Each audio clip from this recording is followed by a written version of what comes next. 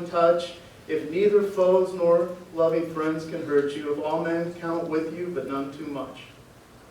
If you can fill the unforgiving minute with 60 seconds worth of distance run, yours is the earth and everything that's in it. And which is more. You'll be a man for yourself.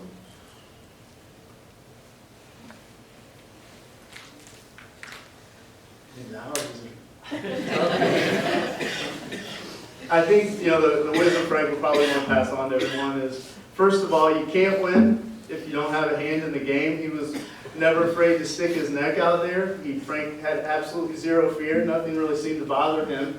I think he was always willing to give it a shot. I think that's the first thing. The second thing is, as this poem says, you have to meet triumph and disaster and treat those two imposters as the same. In other words, it shouldn't change you. And Frank had a tremendous amount of success. He was always the same person, never had a big head, and certainly met challenges. That's life. And as he did, I think I could always tell when something tough had happened in Frank's life. The garage would be just a little bit cleaner. I mean, he knew how to fix it. You just work hard. That was his whole thing. And so the second thing is you work hard, and then at the end of the night, there's no reason why he can't be the life of the party. So he, and that was his day every day. I mean, he worked extremely hard, but man, he enjoyed life. And I think his motto would be work like a captain and play like a pirate. I mean, he had so much fun, but there is no question he worked circles around everyone around him. And the third thing is always, always surround yourself with great friends and family. That's what it's all about, and he knew that. He's got such great people in this room, and he's influenced and had an impact on so many people in his life. To Tim and Ken and John, Ben, my brothers from another mother. You guys, you're always, you got no brothers. I don't think we've ever considered ourselves brothers, but I think, I'll always consider you as close friends and family. So, no question, Frank was a man of faith. He certainly believed in the afterlife, and there's no question he's earned his wings, right? Mom and Frank have shared a pretty special relationship, 6 kids between them, 15 grandchildren, and there is no question that Frank's legacy will certainly live on for generations to come.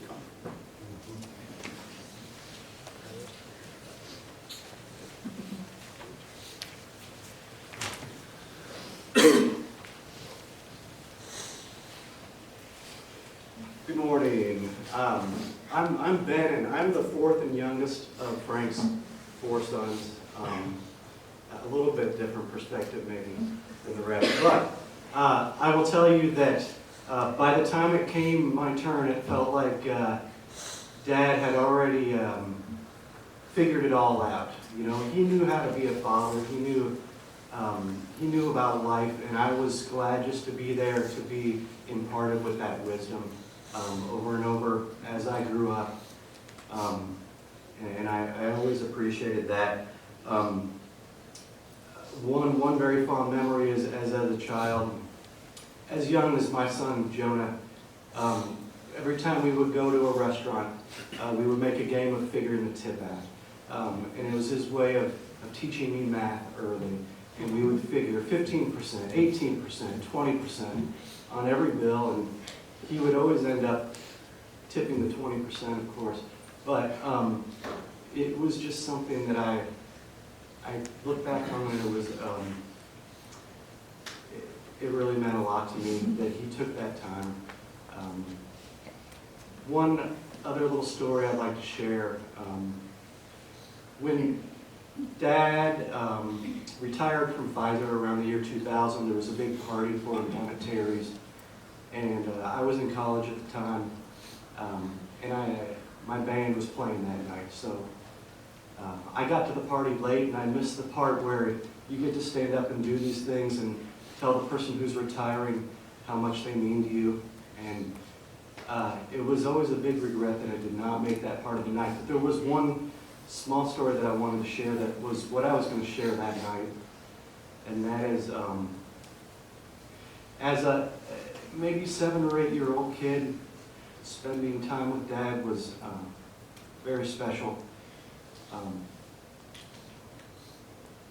I didn't get all the time because I wasn't living with him full time, but the time that I did have with him was special. And he was a Little League coach, and when we weren't down at the ball fields, we'd be in the backyard playing, and we'd play catch. He'd throw me grounders, we'd do pop-ups, or just toss it back and forth. But we always ended with a few where I would have to run and do diving catches, because obviously I was going to be in the majors.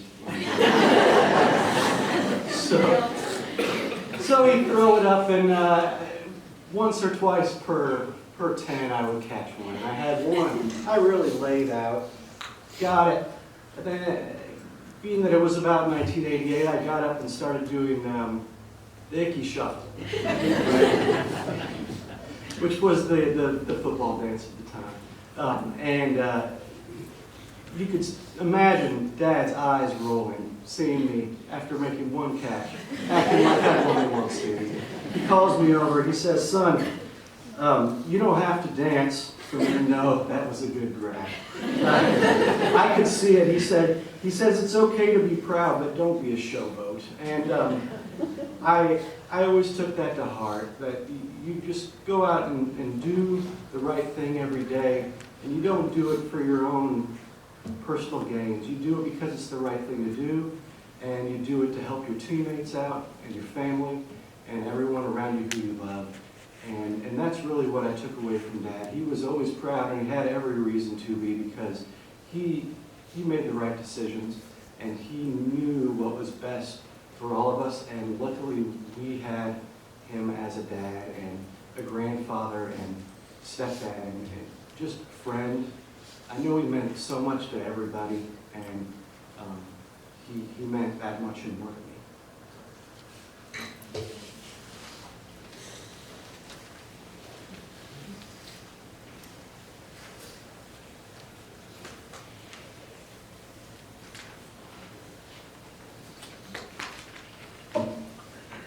So if you don't know me, I'm Ken, Frank's second son.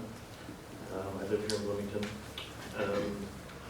What can you say about Dad? I mean, he was a quiet, humble guy, pretty much kept to himself. And he was one of the biggest supporters of sunblock that you'll ever see.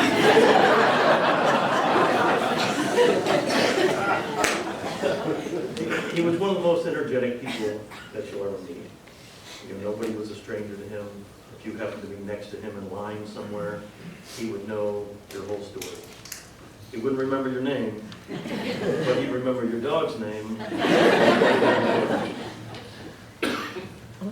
I've got a whole list here of stories that I could tell. I don't know if I'll get through all of them, but anybody who knew Dad knew that he loved pushing the envelope on just about anything.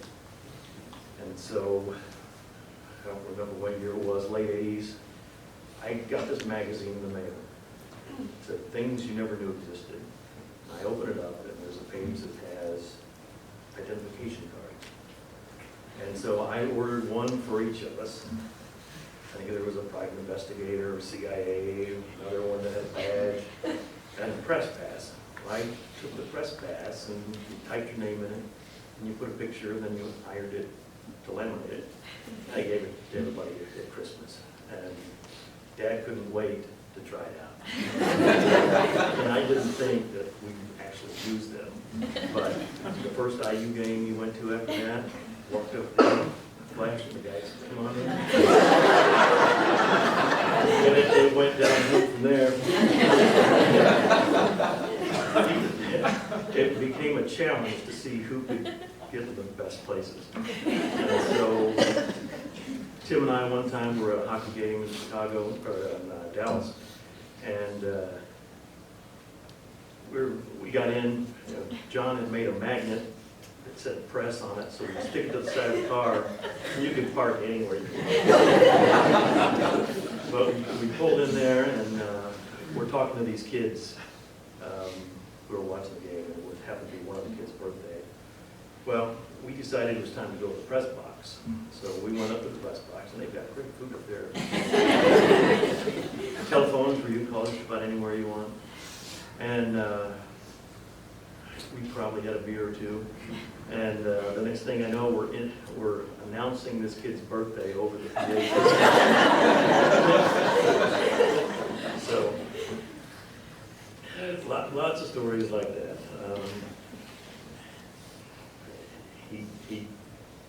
He said, if you're going to do something, do it like you own it, you know. And he never backed down from a challenge.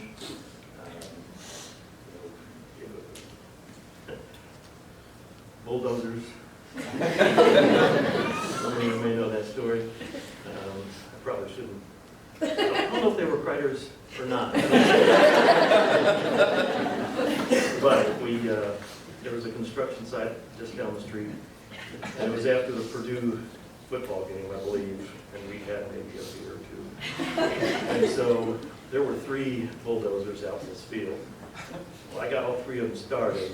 Tim got on one, Dad got on one, I got on the other. And we were racing around the field. And so we parked the 2, and Dad got the bright idea that, hey, wouldn't it be great if Joanne came back from the store and there's a bulldozer in the driveway? It was not a good idea. Not only was she mad at him for the rest of the night, but we tore up the whole driveway and the backyard trying to turn